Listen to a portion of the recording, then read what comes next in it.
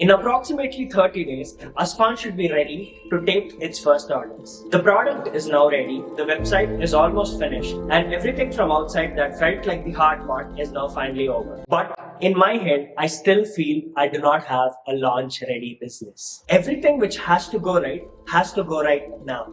The product has to come on time, the operations have to be bang on, and somehow everyone has to know what Asfaan is even before it has come into existence.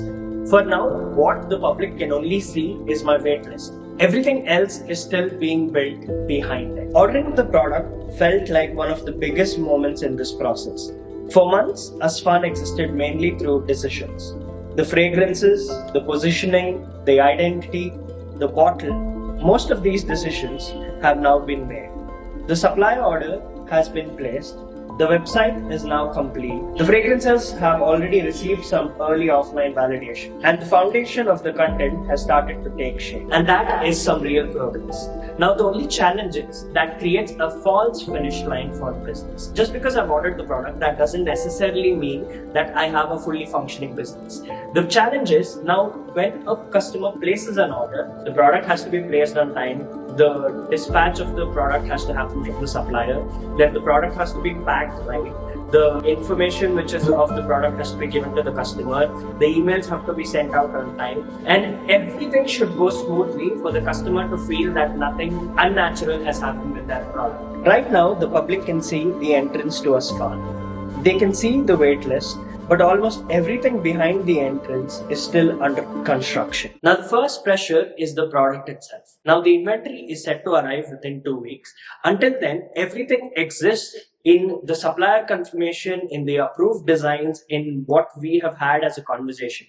But an approved design doesn't necessarily mean that the product is complete. When the shipment arrives, I need to inspect every physical detail before deciding that it is ready to be sold. The bottles, the liquids, the caps, the labels, and the discovery sets. This is the first time when the product leaves the screen and becomes reality. Now, I know that a small tiny imperfection might feel like it is insignificant, but if the whole brand's identity is built around restraint and perfection and attention to detail, then every single aspect of the product will matter. This is exactly the reason why I also do not want to announce an exact launch date, because we cannot have the customers have a bad first impression of the brand. The product has to earn the launch before it is ready to go out there. The second pressure is the operation. Customers need confirmation emails. They need tracking information.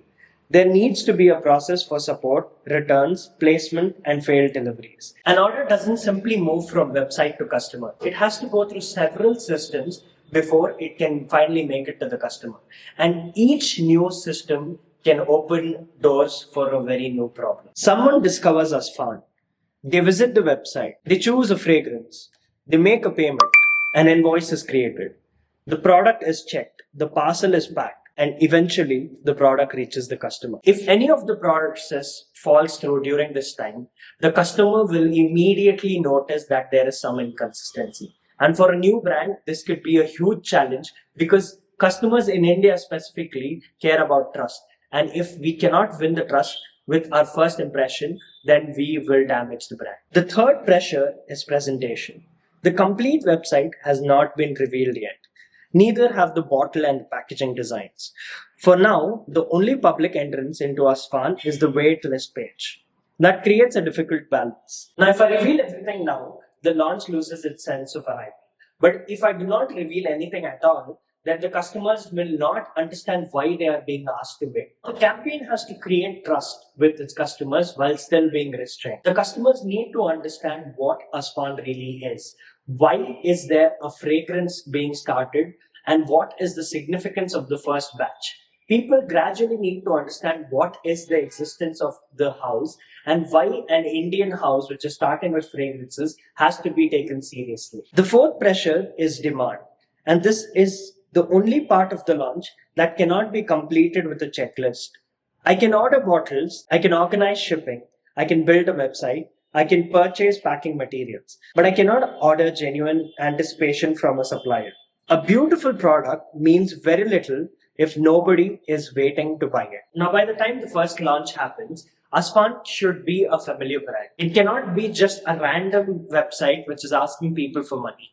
It has to have at least a group of people which is following it and has understood the brand journey. They understand what the brand stands for and what we are trying to do. And this does not mean creating a huge volume of people who are waiting for the product to launch. Neither does it justify creating unnecessary scarcity.